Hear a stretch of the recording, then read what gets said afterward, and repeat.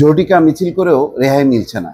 আওয়ামী লীগের সেই ঝটিকা মিছিলে নেতৃত্ব দেয়া ঢাকায় শাহে আলম মুরাদ গ্রেপ্তার হয়েছে ঢাকায়, আর চট্টগ্রামের ওই ফুটেজ দেখে 3 জন আটক হয়েছে। খুব অল্প সময়ের মধ্যে তারা 2টা ঝটিকা মিছিল করে। একেবারে ভোরবেলার দিকে অসময়ে কোনো এক গলি থেকে বের হয়ে ঝাট করে করে বেড়ে যাচ্ছে, 20-50 জন 40 জন থাকছে মুখে মাস্ক দিয়ে, কিন্তু তারপরেও রেহাই পাচ্ছে না। এবং পুলিশ যে পরিমাণ অ্যাক্টিভ, তাতে এই ঝটিকা মিছিলের কর্মসূচি অচিরেই মুখ থুবড়ে পড়তে পারে।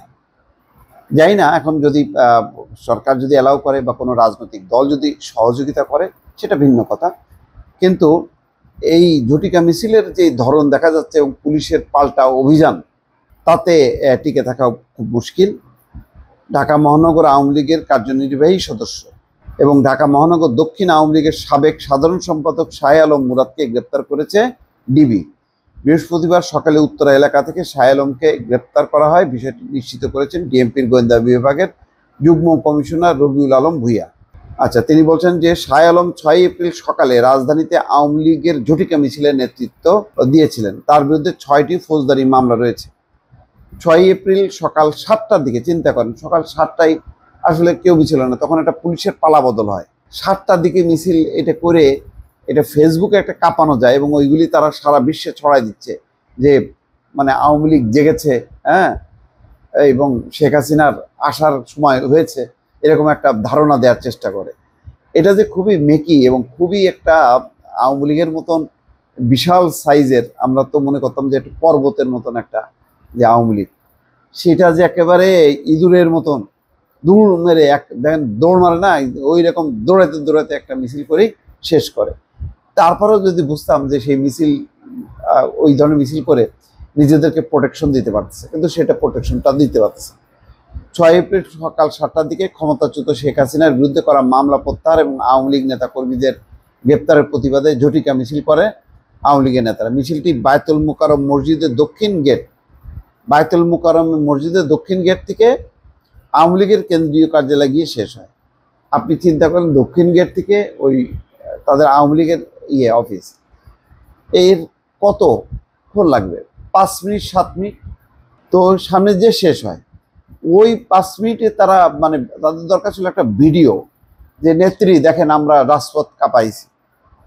এখন এই শোডাউন করাটাও এখন যে কত বড় বিপজ্জনক হয়ে যাচ্ছে আওয়ামী লীগের, এটা হচ্ছে তার প্রমাণ। দর্শক, আর একটা দেখেন, সেই চট্টগ্রামও একই ঘটনা।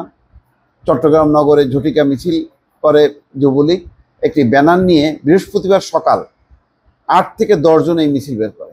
কি অবস্থা চিন্তা করেন, মানে দলটা যে কোথায় নেমে গেছে, কোনো কর্মীবিহীন নেই। এইগুলি দিয়ে মানে এরকম চাপ তো কমবে এটা মনে করার কোনো কারণ নেই। যদি নির্বাচন হয়, বিএনপি বা জামাত যারাই ক্ষমতা আসুক না কেন, তারা কি এই চাপ কমাবে? বরং বহুগুণ বাড়বে। তখন কি করবে?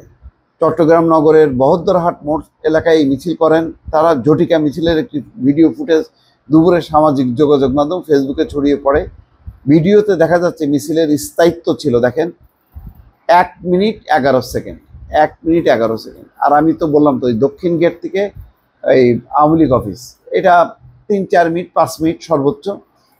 এইটা কোনো মানে কোনো মিছিল এটা দিয়ে মানে একেবারে আওয়ামী লীগ বিশেষভাবে মানে শেখ হাসিনা কি হাসছে, বাংলাদেশ আসবে, বাংলাদেশে আসবে, শেখ হাসিনা আসছে, এইরকম ব্যানার ট্যানার দিয়ে মানে এইগুলির কি মানে তার মানে বোঝেন যে এইগুলি করতেও তাদের কত কষ্ট হচ্ছে এবং কত টাকা খরচ করতেছে।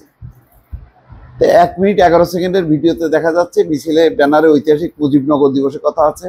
চট্টগ্রাম নগর যুবলীগ নেতা মোহাম্মদ হানিফের নেতৃত্বে মিছিল হয়। মিছিলের সামনে পাঞ্জাবি পরা এক তরুণকে নেতৃত্ব দিতে দেখা যায়, তবে তিনি মোহাম্মদ হানিফ কিনা নিশ্চিত হওয়া যায়নি। মিছিলে অংশ নেওয়া ব্যক্তিরা বয়সে তরুণ। তারা মিছিলে শেখ হাসিনা বীরের বেশে আসবে ফিরে বাংলাদেশে, রাজপথ ছাড়ি নেয়, শেখ হাসিনার ভয় নেই। কোথায় ভয় নেই? পাবলিক গ্যাদারিং না হইলে, পাবলিক যদি যুক্ত না হয়, টিকে থাকা সম্ভব না। গত 15 বছরে যদি এরকম ঝটিকা মিছিল করে যদি সরকার পতন করা যেত বা আন্দোলন গড়ে তোলা যেত, তাহলে বিএনপি জামাত করতো। যেদিন ঝাঁকে ঝাঁকে জনতা আসছে সেদিনই পতন নিশ্চিত হয়েছে। আর আওয়ামী লীগের এরকম পোর শোডাউন, এটা দুদিন পর একদম খেলো হয়ে যাবে। তখন দেখা যাবে যে ওই ঝটিকা মিছিল বেরোলে রাস্তার টোকাইরা তাদেরকে ধাওয়া করতেছে। দর্শক ভালো থাকবেন, আল্লাহ হাফিজ।